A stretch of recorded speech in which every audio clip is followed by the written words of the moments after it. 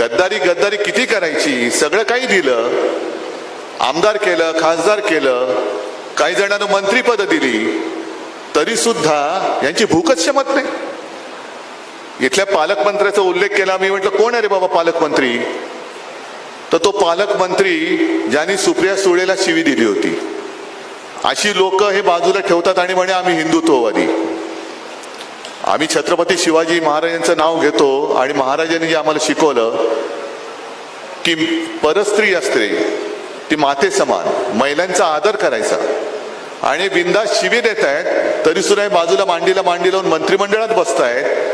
लाज नाही, लज्जा नाही, शरम नाही, तरी देखील शिवसेनेचं नाव घेताय. अरे नालायकाने, शिवसेना तुम्हाला कळलेलीच नाहीये, कळलेलीच नाहीये.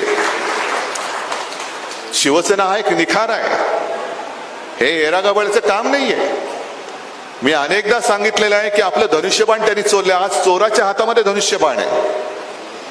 आणि मला खात्री आहे, मला विश्वास आहे की सत्ताधारी म्हणजे काही न्यायमूर्ती नाहीयेत. न्यायमूर्तींचं एक वेगळं स्थान आहे आणि आपल्याला आता सर्वोच्च न्यायालयाकडनं न्यायाची अपेक्षा आहे.